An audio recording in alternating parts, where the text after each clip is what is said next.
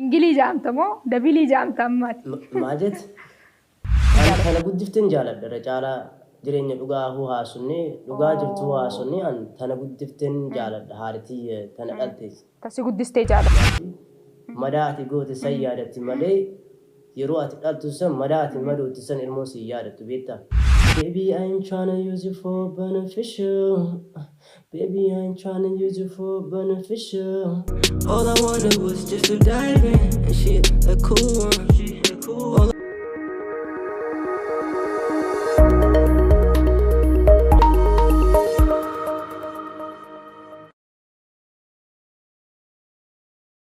السلام عليكم ورحمة الله وبركاته. وتوتا في أردف توتا خينيا قاقالي في قاقاري أكم جرتان ناقياني سنيقابا فياني سنيقابا بكا جرتانيتي سلاما نغيه خووني الرا برقه حاوجة چاي سمير براغو هدو تاكان يوتيوبر را أونلاين را اسين جلا بدي جرا أما مو إن شاء الله فيديو ببريدا فيديو غرغرا فيديو كواليتي اگتي وان بريدا تاكا كولاني توب اسيني قابدر فيتين جرا وريني سيادي مو وري أونلايني كانوا قبوال بينو ورينا بيتو وريني اسينين بيخو قوتون مالف بتي جتاني وبربادو قبدن توري أران تانا غمانوما كيسوما جباتوكو كيسوما خيني تاكا اسيني وجيني والبرسيسا كيسوما كانان قابدر في كيسوما كانا غمانومان والبرناني hanga video xumuraatti kana faana turtan isin afeereetiin jira.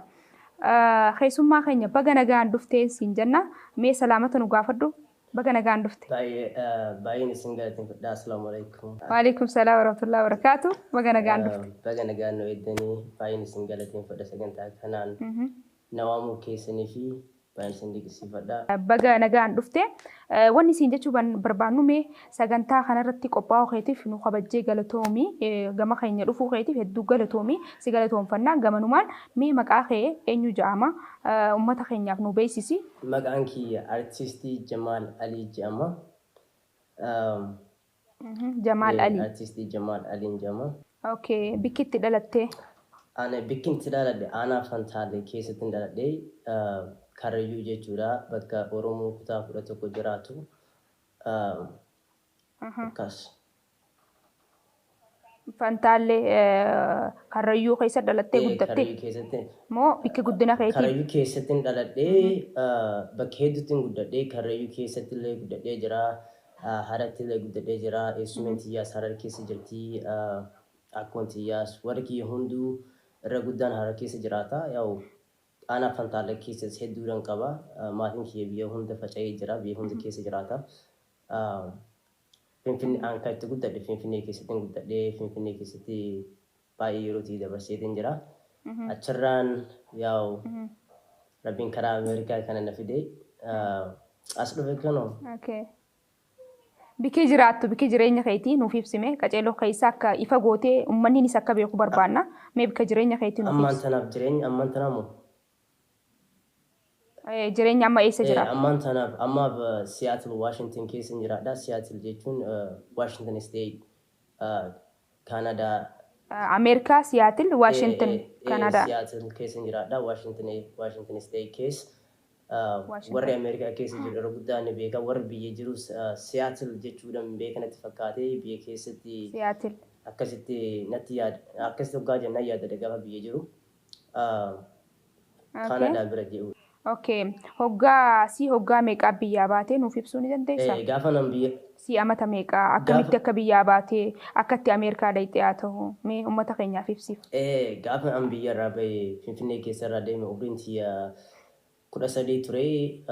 13 irraa namaa fi obboleessi kiyya guddifachaadhaan karaa biyya Ameerikaa kana dhufuu dandeenye karaa kana dhufnee ajjarra kinoo anaaf obboleessi kiyya Amantan guddifachaan nama beekana dhufe faranjii warri kiikaasii faranjii. Okay, guddifachaa fadhaa. Guddifachaadhaan na dhufe. Okay, akka guddifachaatti dhufe deemtee karaa Ameerikaati. Guddifachaan nas dhufe Finfinneerraa jechuudha.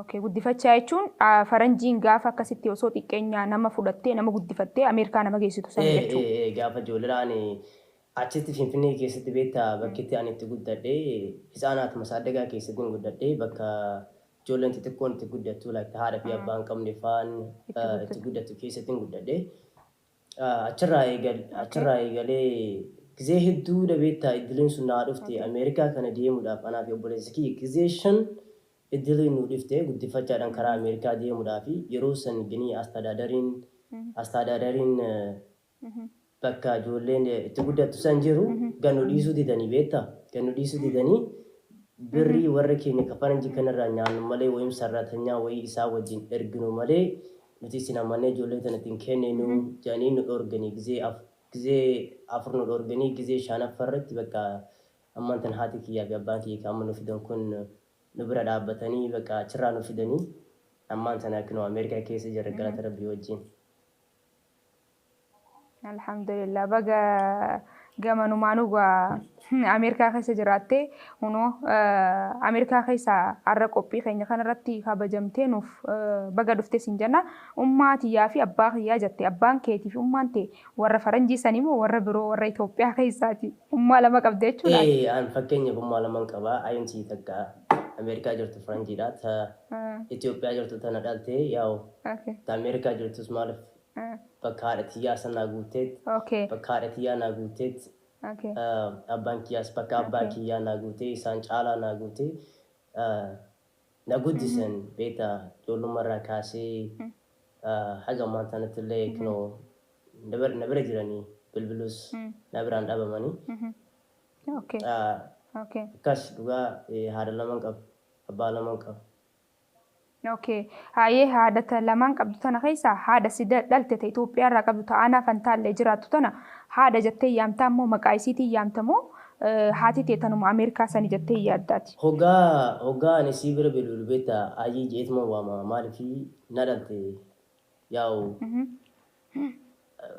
rakkoon hedduullee achittillee na mudatus yaa'u kophaatiyyum keessa dabree beektaa akka ilmoo beektu takkatti dhaladhee beekaa naan jedhan malee wallaalaa naan hin jenne warri kiyya bakka ijoollummaa kiyyaanin bakka ebbeetti naan jennaan baaragumaan bakka deeme waa barbaade eega eegan beekaa ta'e jeetuma achumarraa eegale miilan deemu booda kinoo Ameerikaa dhufee jira miilli kiyya bakka na fargoo na fide beektaa jaalalti kiyya kaan namaa qabus waan gaariidhaa ginii haadha kiyya lamaanuu ayii jeetee waamaa yaa'u jaalalti tokkootu caala. Tamirra jaalatta sila tamturra jaalatta tasi dhalte jaalatta moo tasi guddistee asiin si geessee ta faranjii san jaalatta. Tana guddifteen jaaladha irra caalaa jireenya dhugaa haasofnee dhugaa jirtu haasofnee an tana guddifteen jaaladha haadhatii tana dhalte. Tasi guddistee jaalatta. Tana dhalte irra jechuudha maaliif haadhatii tana guddiftee. Akka ilmoo isitti na laaltee na guddifte malee ayyuuntii tana dhalte akkasitti na laala ijoollummaa kee irraa kaasee.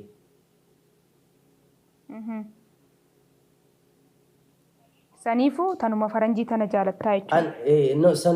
Tana jaaladha san osoo hin ta'in haadhatii lamaanuu baay'een jaaladha haadhatii lamaanuu nan kabajaa gini jaalalti isaanii tun garagaraa beektaa gara jaalalaa kana waggaa deemtu waa hedduu na mudate haadhatii tana goote ijoollummaadhaan.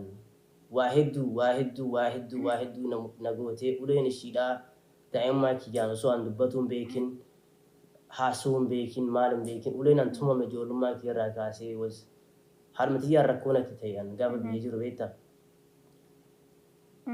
Haadhumtiyyaatu rakkoo natti ta'e akkas dhaamsaan namaa dhaamu asirratti yoo ilmoo dhaltanii lafaa qabaattanii ilmoo teessaniin tuminaa barbaree ija keessa naqinaa. Fayyaa hirriba irraa kaaftanii ilmoo teessan hoggaa isiin raftee hirriba irraa ganama subiidullaadhaan lafarraan kaasinaa uleedhaan lafarraan kaasinaa ilmaan teessan isin wallaatti jiruutin irratti maaliifii sun waan nama wallaalchisu beektaa ilmoon ati dhalte si wallaatti booda irratti jechuudha maaliifii madaa ati goote san yaadatti malee yeroo ati dhaltu san madaa ati madootti san ilmoon si yaadattu beektaa haadha ilmoo ifitti qabeetu ilmoolleen jaalala isii beekti. Ilmoon hoggaa guddattee harma kan kee osoo xuuxuu guddattee bakka geesse gaafa isiin harma kan kee xuuxe san yaadatti. Ken yoo uleedhaan ilmaan guddiftanii uleedhaan bakka fagoo waan dhanyu natti hin fakkaatu nuti maaliif sun jaalalli ta'e jaalala dhiibudha. Ati amma jaa gara qabattee fi jirtan fakkaata gizee haasawaa keessatti akka waan itti aartee jirtuun na fakkaate yaadan. Ammaaf aarrumaan aan godhan ittiin aaruu beektaa gaafa ijoollee akka fadhee yoo ta'e haadha nama deessee waan ta'eef jecha aarri san hundinuu ni dabran beektaa. saniifuu wama gaarii takka hawwii fi waan gaarii tajaajiluunis ni jira. Ni dabartii wanni hundinuu gaafa ijoollummaa san hijaa gararraa qabaattuuf arraaf irra dabartee waan gaarii takka akkasituu gaariidha jeetii yaada. Haati nama deessee akka laaftutti hin argamtu haadha jechuun hedduu takka hedduu bikki haadhaa akkam jaabbeetaa gaafa isiin gizee ati dhukkubsatte takki gizee ati waa taate isiin si hojii ciistee si wallaanuudhaaf takki siif boochee garaa keessatti jettuu deebistee hin geessuu jaan takki immoo yeroo isiin okosi kaachuuf deemtu gizee ati irraa kufuuf deemtu jettee rifaatuun isiin sirrifattee hoggaa meeqa umrii ta'e guutuu yoo dalagaa oolte hayni aadaa hin deebi'u jaan beektaa. Maal jaan quba ajaawaa hanga fedhee ajaawaa mufirraa murtuus bikka geessitu hin qabu. Qaama keessa isaa bikka takka si dhukkubdee bikka san murtee darbuu ni dandeessaa? Hin dandeessu. Hin dandeessu. Haadha akkasii jechuun akka fedhan haadhaa fi abbaan kee yoo si miidhanillee yoo nu miidhanillee gaafa xiqqeenyaa san nu miidhuu danda'anii har'aati Ameerikaa jiraattee takki haadha biroota si guddiste guddifachaan si fudhatullee haadha teessan irraanfachuu hin qabdu hin jaan gamanumaan. Haadha jechuun maal jeesiifaa himu baanii ati haadha biroo waan qabduuf si dhagahamuu danda'a ani immoo haadha biroo waan hin qabuuf na dhagahamuu danda'a. Waagaa haadhaa hanqana jee himuu hin danda'u. Haati anaaf waan addaati jeetiin yaada hin beekon akkana jee jechoonni natti xiqqaata akka hiyyatti jechuu ati akka biroo fudhachuu dandeenya akka birootti waan haadha lama qabduuf wanni godhuu dandeessa beektaa? Sun dhugaa keeti irra laala bara kiyya amma fakkeenyaa fi warra keenya gizee hedduun bilbilaa fi gizee hedduun gargaaraa gizee hedduudhaan isaan bira dhaabbadhaa ni jira mitiiree waan ilmoon haadha fi abbaaf guruu dandeessu tokko akka biyyisanti yoo ilaalee nan godhaa fi nan gargaaraa amma fakkeenyaaf guyyaa iidaa gizee hundaa'u amat baada irratti fa'aa gizee yookaan ammaan tana yeroo hundaa'u gaafa rabbiin si kanneen gargaaru qabda dirqama keeti waan rabbiin sirra godhe waan ati qabdurraa gumaachuufiin haadhaa fi abbaa keetiif hedduu gaariidha. Maaliif tadabarteetti dhiista ati sarara jireenya bal'aa guddattee jirtaa if barattee jirtaa yeroo xiqqeenyaa san xiqqeenya dabartee jirti wanni hin dabarreen jirtu. Har'a isiin haati ta'e silaa bira jiraattee isiin si guddistee bira jiraatte ni feeti. Garuu jireenya Itoophiyaatu wal nama dahee namu biyya faca'a malee jireenya silaa nuuf ta'e namu boluma bira ta'e silaa guddannee jiraanne. Namoonni barbaadanii beektaa miti bika kanatti kan kalanne si deebisuun fadaa jechuu fadeeti. No sun dhugaa keeti. Sun dhugaa keeti maal akkas. Uumaa miti adiidha rakkoon qabu akkasii gamanumaan haadhatee mee dhaamsa haadhateetiif ta'e Itoophiyaatiif qabdu jaalala isii waan isiin qabdu isiin mee akka akkamsii taatu. Akka wanni dhaamsa bareedaa, dhaamsa aadaa, dhaamsa jaalalaa tokko akka gamanumaan nuu dhaamtu kan ilmi namaallee sirraa gorsa baratu mee nuuf dhaami. Waan gaarii jechuudha. Dhugaa wanni ani hin jedhu tokko haati dhugaan si dhabde tokko takka dhabamnaan hin argamtu ni jira miti. Warri jaalala haadhaa beektan irra guddaan simitus yaa itti dhalaa yaa jireenya na fageesse beektaa malee isaan irraa fagaadhees yaa baaragaa na fageesse baaragaa hagas mara na fageesse malee ilmoon namaa takka haadha wajjin guddatte haadha jaalalaa ni beekti jeetii yaada. Gama kiyyaan yaa haadha laman qaba haati namaa tun haalan jaalatamtuudha. Haadha kiyya fakkeenyaa fi baay'een kabaja baay'een jaaladha. Waanuma isiin na deessifu. Ammallee jaaladhu umrii siifaa dheeressu. Waanuma isiin na deessifu baay'een jaaladha. Ilma abbaa galaa ta'e dhalachuun kiyyaa'u waan guddaadha jiruutin irratti maaliifi. Waan guddaadha. Saban qaba babal'aa jechuun kunuu waan guddaadha na biratti maaliif ni jira miti osoo Oromoo ta'ee hin dhalatin osoo Oromoo ta'e Oromoo malee kan biraa ta'ee dhaladhe dhugaa akka jibbu sannan beeku Itoophiyaa keessatti. Roonni jiraatu Oromiyaan saba bal'aadha saba guddaadha saba kabajaa beeku saba jaalalaas beeku mana isaa hoo dhufte akka algaa gubbaa isa raffisu akka algaa isarraa bu'ee lafa rafee nama jaalalaan ofitti qabu jibban isaan osoo hin ta'in dhugaa rabbiin baga nama abbaa gadaa na godhin jedhan.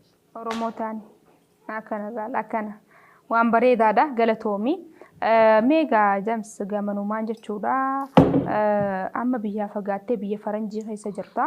Biyya faranjii eega deemtee waggaa meeqaa biyya kanarraa baatee nuuf ibsi Hayyamamaa yoo taate mee uummata keenyaaf akka ibsituun barbaada. Daa'imummaa waggaa meeqaa taatee baate amma waggaa meeqachi jiraachuu jirta? Mee ibsi uummata keenyaaf. Ammaan tana umriinti gaafa nan Finfinneerraa bahee gaafa nan Finfinneerraa bahee jettaa miti? Gaafa ati Finfinneerraa baate gaafa biyyuma yeruma baatu si waggaa meeqaa guddifachaan si fudhatee si guddifate biyya san keessatti nuuf ibsuu dandeessaa? An ammaan tana gaafa nan achirraa bahee umriinti 13 ture. 13 Ameerikaa dhufee yaa abbaa kiyyaa fi haadha kee wajjin jiraadhe kan Ameerikaadha. Isaan wajjin jiraadhee barumsa baradhaa ture. San booda isaan haga ammaan tana umriinti yaa ammaaf 24. Waggaa meeqa jiraatte jechuudha achi? Waggaa meeqa jiraatte? Waggaa 10 jiraadhee jira.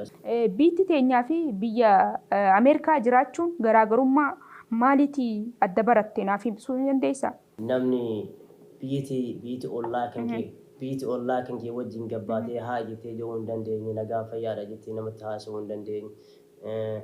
Yaa namni ilmoon namaatti akka jaalala dhabdeetii miti.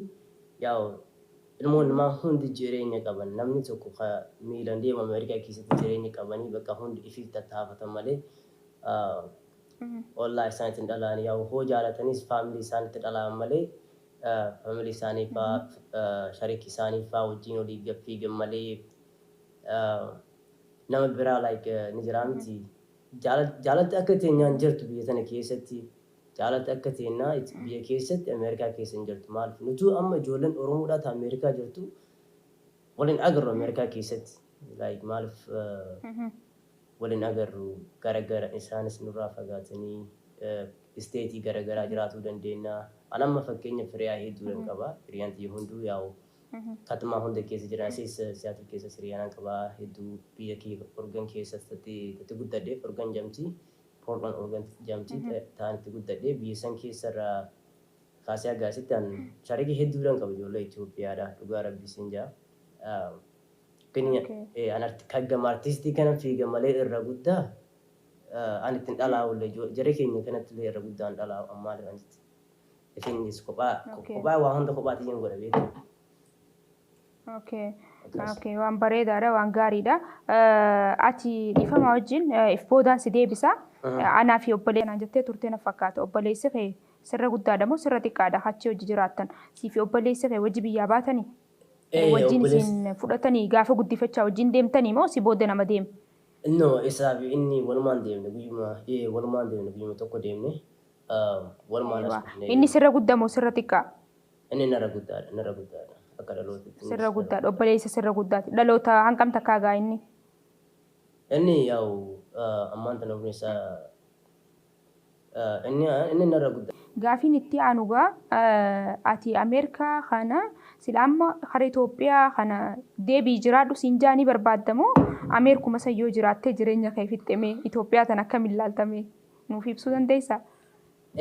Jireenyi Itoophiyaa fakkeenyaaf jiraachuudhaaf gaarii inni Itoophiyaa Keniyaan akka laalutti akka artiistii yoo ilaale amma jireenyi kee kana duuba deebi'ee Itoophiyaa keessa jiraachuudhaaf hin barbaadu. Gini biizinasii uunuudhaaf wayim bakka namatti dhalaa'ee waan gaarii tokko biyyatti dalaguudhaaf duuba deebi'ee warra keenya gargaaruudhaa fi biizinasii banuu nan danda'a fuulduraaf jechuudha.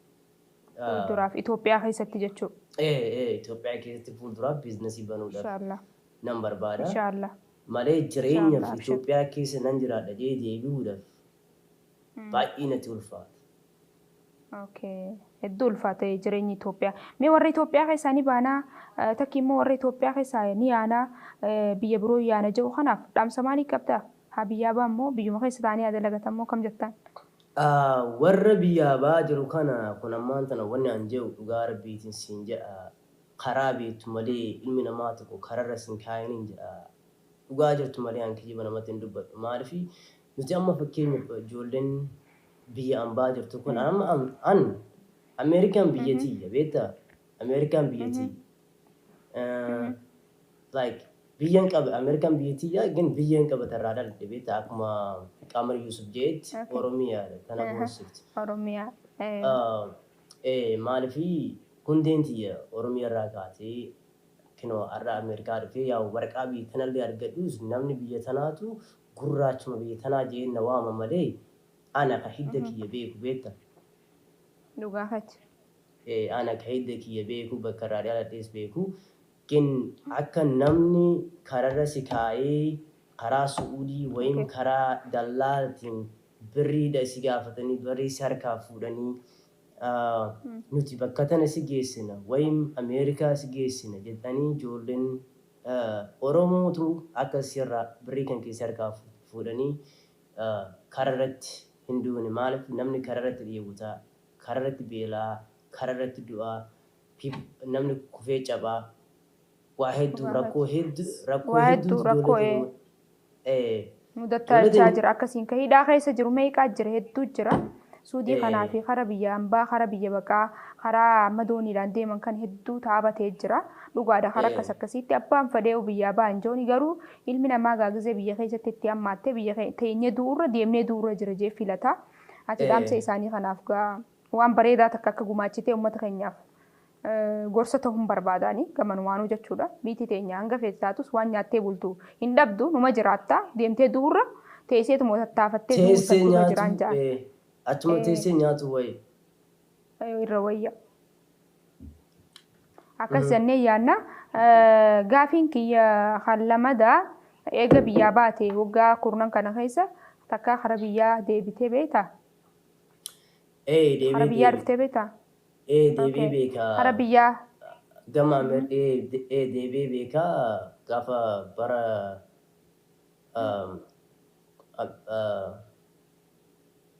kuma lamaa fi 17 biratti deebiitiin jira Ameerikaa lakkoofsa Ameerikaatiin.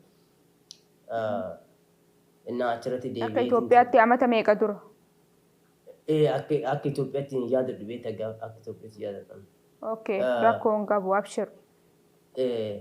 Akkas ture an deebi'ee ture amata 7 naa ta'ee jira ammaan tana deebi'ee amata 7 naa ga'ee jira ammaan tana. Egaa dhayixee Itoophiyaa irraa deebitee hanqabta akka ta'e isin ibsuu dandeessaa?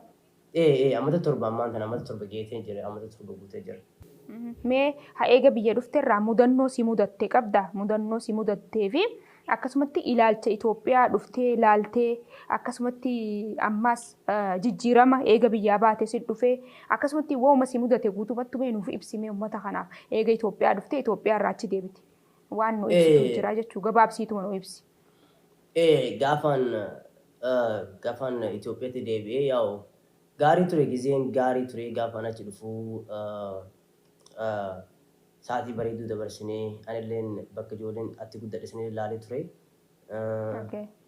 Ijoollee wajjin guddadhisan hunda ilaalee ture isaan wajjin sa'aatii dabarsee ture irdaataa godheetiin ture isaan gargaaree ture bakka shinti beetii fa'aa dalasiisetii fi bakka isaan gargaaruuf deebi'ee beektaa yeroo sanaan isaan gargaaruuf hin deebi'ee. Uummata keenya gargaaruudhaaf dhuftee turte akkasumatti gargaartee jechuudha hara baadiyyaa deemtanii waan gaarii hojjette waan bareedaa. Shinti beetii hojjannee turre mana udaanii. Eessa biyya kamitti? Biyya kam keessatti? Finfinnee keessa ijoollee teenya gargaara Finfinnee keessa. Gargaartan Finfinnee keessa magaalaa Finfinnee. Magaalaa Finfinnee keessatti nama hedduu gargaaree anaa fi isa wajjin gargaaree turre Finfinnee keessatti anillee baadiyyaa keessa ba'ee nama hedduu wajjin ture yaa'u ijoollee hiriyaa ta wajjin guddadhee ta sa'aatii wajjin dabarsee gaafa ijoollummaadha ta waa hedduu wajjin yaadatu beekta ta sa'aatii waan ijoollummaadha gaafa nuti haraashii booda laan dhufaa miiraa nuti waa hedduu sa'aatii hedduu dabarsee faa wajjin dabarsee. Mudannoo si mudatte hin qabdu? Nan qaba mucaan tokko dhukkubsatee hiriyaatii maqaan isaa Jamaal Jamaa gaafa sanii dhukkubsatee hiriyaa kee saayiba kee na hojii guddattan. Hiriyaa saayiba kiyyaa ture anaaf inni hiriyaadha beektaa guyyaa tokko moo wayii dhalanne anaaf inni guyyaa tokko dhalannee mucaan sun dhukkubsatee gaafa sana achi dhageessan baajaajiidhaan nuti fuunee turre karaa haakim beetii geessee. Bakka isa wajjin taa'ee eegee sa'aatii wayii eegee bakka isa wajjin sa'aatii guddaa dabarsee ture. Gaafa san bakka biitii yaa'u biisan keessatti gizee bareedduun dabarse nama hedduu wajjin taphadhee yaa'u sunis na mudattee ture anillee rifadhee ture maal akka ta'u hin beeku dooktoriin biyya saniidha gaarii miti dhukkubni kan kee maal siin jee siin himu So anuu mucaa ariifadhee waan godhu wallaalee tuma dhaabbadhee ilaalaa ture bakka waan isaan gargaaruu danda'u gargaaraa ture. Akkas dhugaa Rabbiisiin yeroon sun baay'ee cimaa ture kophaatiyyeen ture anillee baadiyyaa keessa kophaatiyyee deemee jechuudha obboleeyyiin kiyya sharii kiyya wajjin fiimeetti deebiin hunda dhiisetiin biraa deeme baadiyyaa keessa dhaqee yeroo san giseen gaafa achi baadiyyaa keessa ture sun xiqqoo cimaadha ture. Akka ani itti yaadee miti namni hundi na jala fiigaa na jala deemanii bakka faranjii adii ta'eetiin itti dhufe natti fakkaatanii.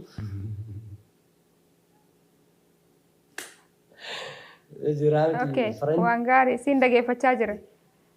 Sa'aatii baay'ee wajjin dabarsinee yaa'u qamaanee fa'aa. Mudannoo jechuun amma akkam ilaala afaan Oromoo hiyya sii galutti hin jiru na fakkaate mudannoo jechuun amma mudannoo jechuun amma gaafa biyyarraa baatu daabboon qarshii takka qarshii lama fa'aa turte taha takki immoo sumuunii fa'aa gaafa qarshiin fa'aa hin jirtu san taha amma qarshiin hin dalayduu hin jirtu waan takka bittu qarshiin. Daabboon jijjiirama qabaachuu nama garagaraati hojii wal agartee wanni kun qaalii wanni kun rakishaa gaafa san akkasi bitaa turte mudannoo jechuun waan akkasiisan isii galee waan takka agartee waan ajaa'iba sitti ta'u fa'aa sappeensi waan jaan takkaa jira waan akkasiisan fa'aa jira jechuudha. Waan akkasiisan fa'aa kasi mudate haa ajaa'ibde ni qabda. Hoggaan biyyatti deebi'e. Furnoon meeqa gaafa ati biyyaa baatu furnoon meeqa turte daabboon?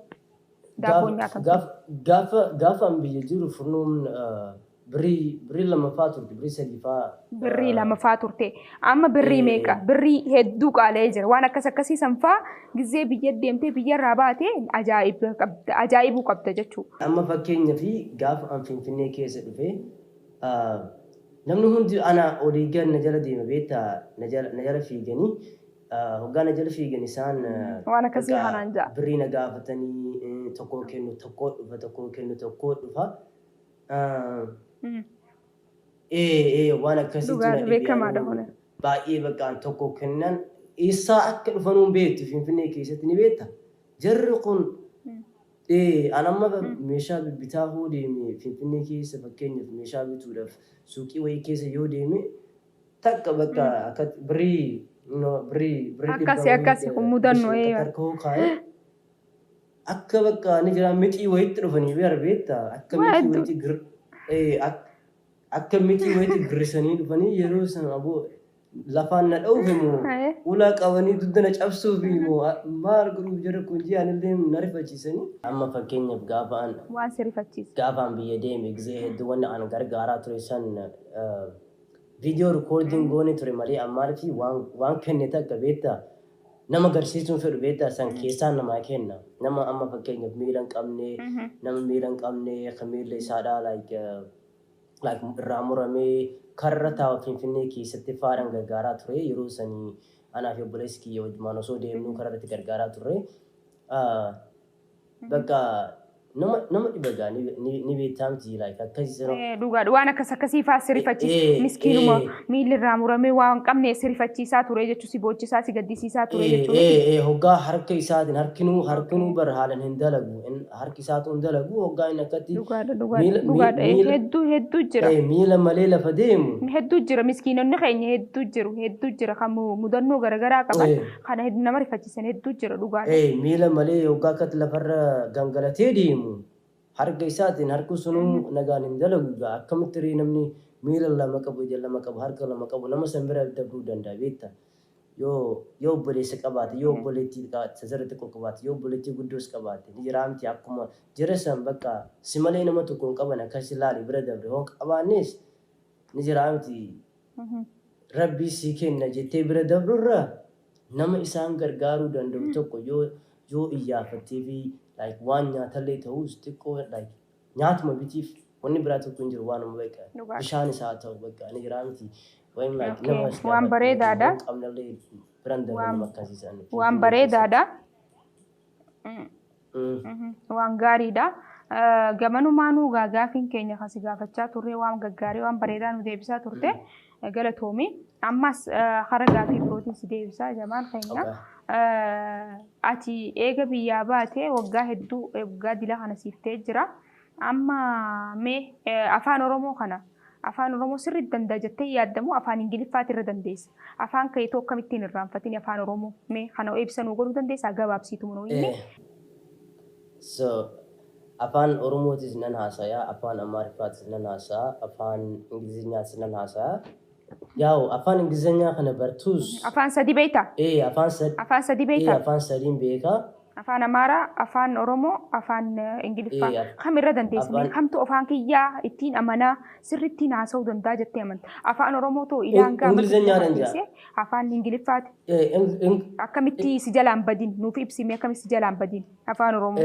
Afaan Oromoo beektaa gaafa ijoollees nan haasa'an, gaafa biyya jirus nan haasa'a afaan Oromoodha. Finfinnee keessatti yaa'u namni akka naasuun naan jaa ture, naasee naan jaa ture, hoggaan nama wajjin naasee na arrabsitan naan jaanii. Yaa hoggaan nama tokkoon sodaadhuun ture gaafa biyya jirus. Abbaa fedhe wajjin haasaa, abbaa fedhe wajjin taphadhaa afaan Oromootiin yaa'u. Kana arrabsite jedhee na laale tokko afaan Amaariffaatiin na arrabsaa. Halaayikee hoggaan afaan Oromootiin dubbatee na arrabsite jedhee akkas joorsan gisee hundan bakka afaan Amaariffaatiin arrabsu. Si arrabsuu barbaade afaan Amaariffaatiin si arrabsu malee afaan Oromootiin si arrabsu jedheetuma afaan Amaariffaatiin arrabsa malee. Kanaaf namni irra guddaa na jaalatu ture. Hamtuu si yaadu namatti gaafa ijoolleedhaa. Akkas irra guddaa. Amma sila afaan Ingiliffaa beekee afaan Ingiliffaatiin interfuu si godhe gaafii kiyya tana takka naa deebista ture. Amma afaan kiyyaas na fakkaatee gaan beeyne si galaan jiru tokko. Garuu ni beeyta sirri beeyta loqonni kiyya amma ana argeen haasawaa ati amma afaan warra fantaallee haasoo itti na fakkaate loqodumaa wallaba malee afaan Oromoo tokkuma. Akkas na fakkaate saniifuu silaa namni Ingiliffaa sitti haasa'e faastii taatee naaf haasoo itti na fakkaate yaadaan. Ingiliffaan ta'uu saniifuu Ingiliffaa filattee jechuudha amma miti. Afaan hun jaalattu keessa. Afaan jaaladhu keessa Oromoon jaaladhan afaan jaaladhu keessa Oromoffaan jaaladha beektaa. Oromoo jaalatte itti aansitee too ka jiraachuu haasa'uu ni barbaada. Itti aansee haasa'uu barbaada afaan Ingilizanyaati. Maaliif afaan Ingilizanyaa beekuun baay'ee barbaachisaadha biyya hunda keessatti maaliif? Afaan faastiidha Ingiliffaa oo afaan faastii afaan tokko.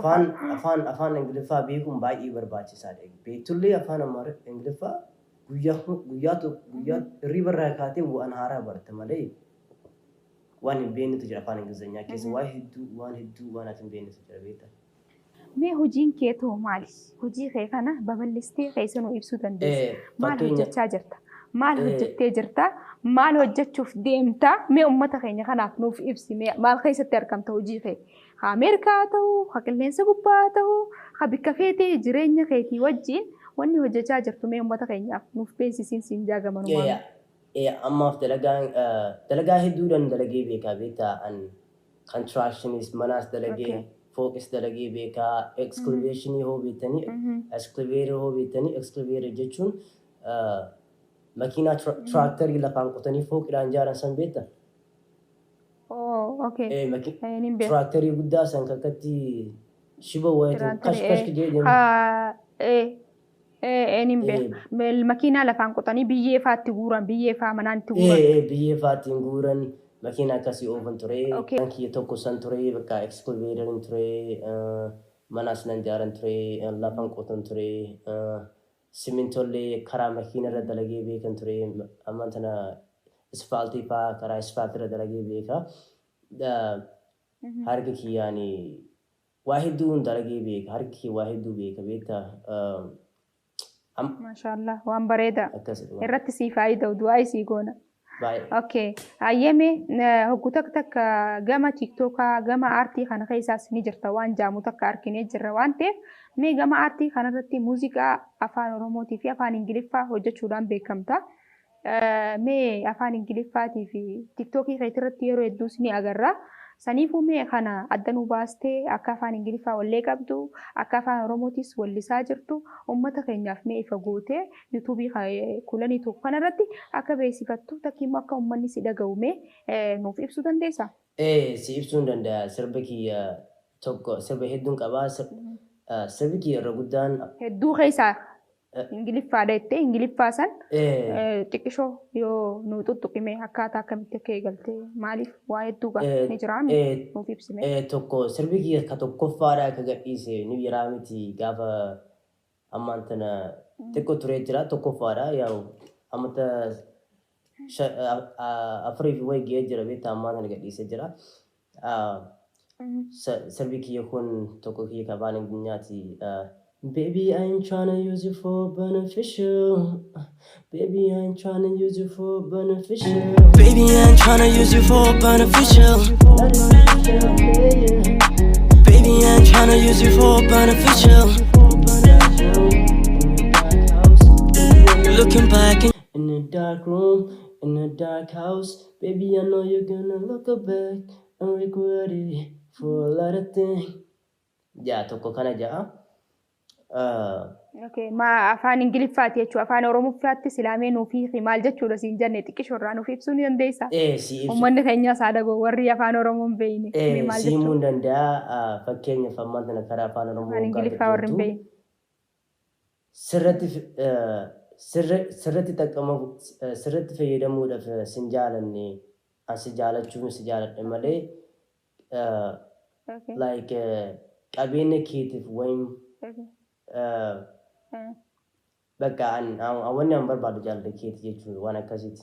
Like akkas hoggaa. Okay, gizee afaan Oromoffaa jijjiirru an jaalala keeti malee faayidaa fi miti malee sitti yaaddu akkasi Jaalala jechuudha. keeti jaalala keeti malee faayidaa sirraa argachuuf miti jaalalli kiyya kan keetum.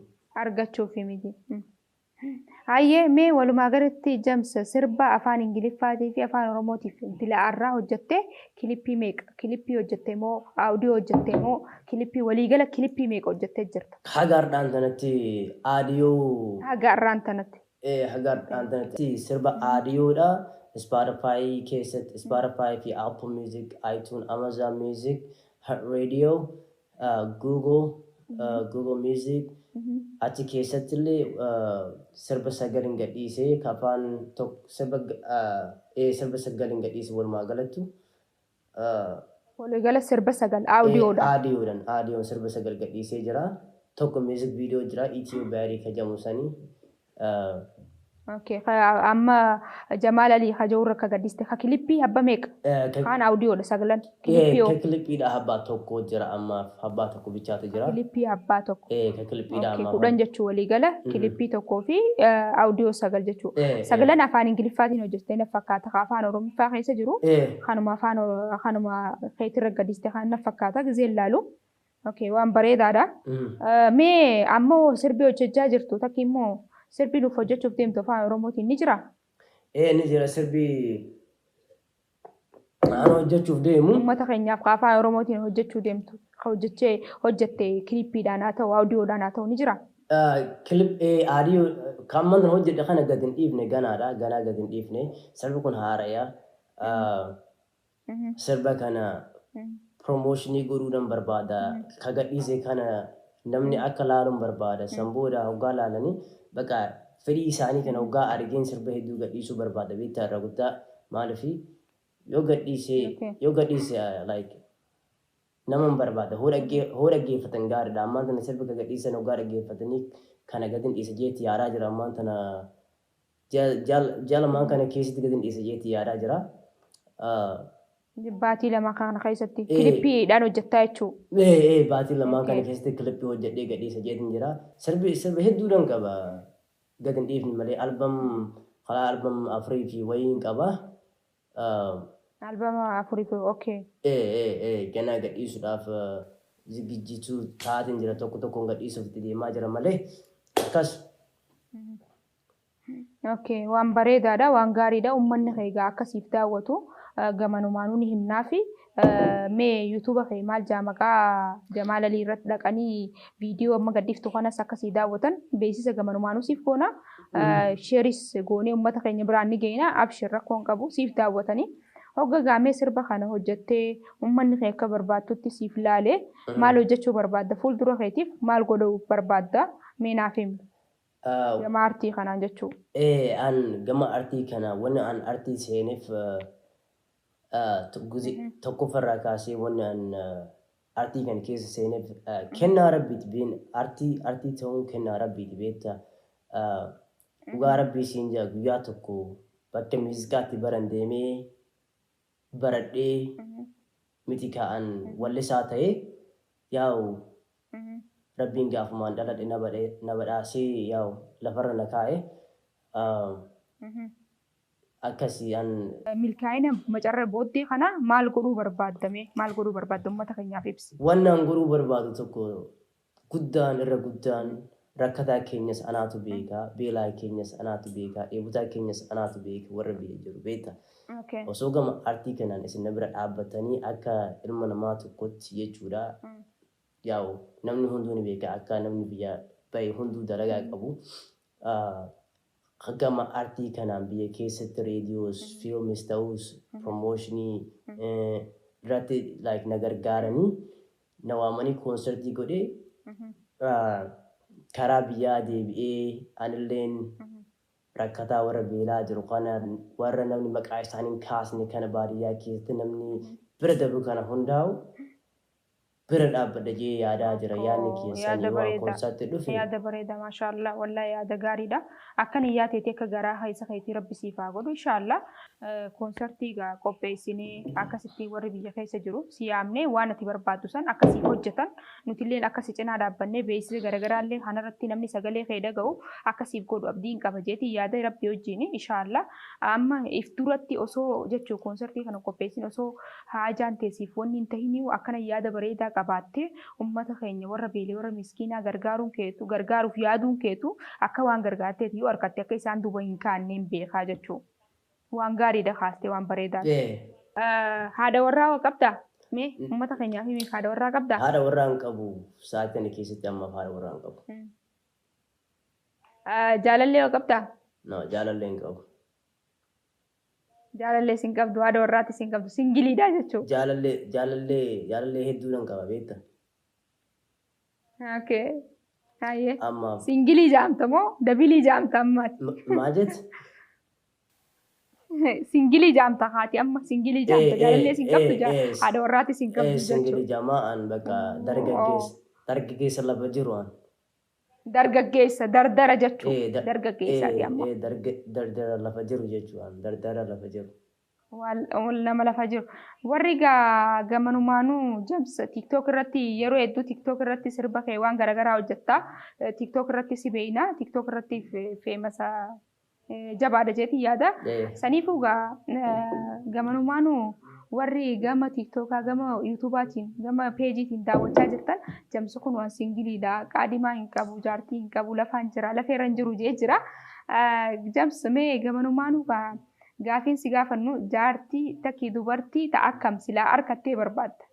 Mee nuuf ibsi xiqqishoo nu taphachiisi hoflaa taphaan nu deebisi gaafan. Yaa'u jaartiin an barbaada like hoo barbaade an intalaarsiitiin fuudhuu barbaada.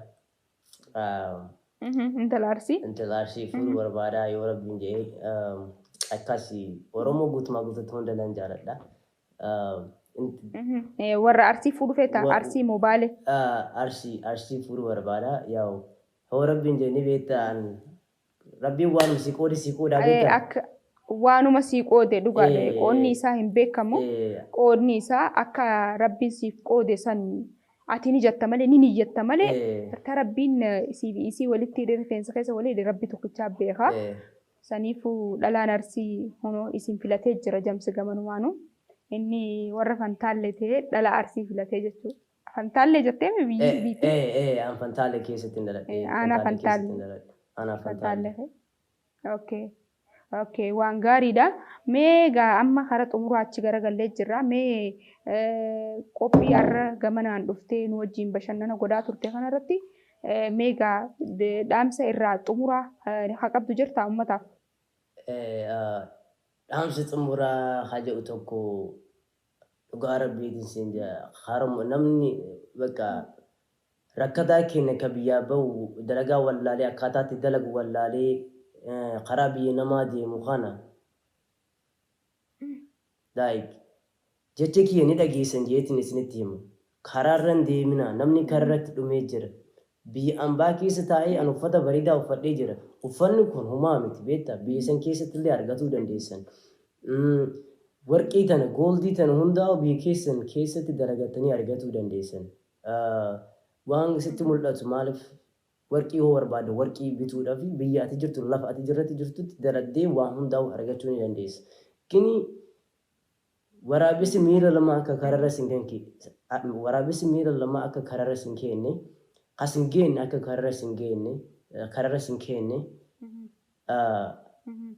akka yaada namaatiin nuti biyya teenya irraa hin baane maaliif an yaada kiyyaan biyya irraa hin baane yaa'u like yaada ilma namaatiin biyya irraa hin baane yaada kiyyaan biyya irraa bahe waan anaa fi obboleessa kiyya ijoollummaa irratti xiyyeeffannee utuu rakkoon tokko nu mudatin yoo jenne rabbiin nu mirkeesse jennee achuma rabbiin nu mirkeesse malee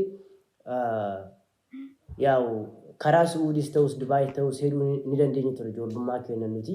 Kini hundaa'u barneeta Amaariffaas beekii Oromiffaas beekii Finfinnee keessatti guddadhe yaa'u rabbiin hulaa naa banee Ameerikaan fedhe dhugaa rabbii siin jaa. Galata rabbii hundaa'u.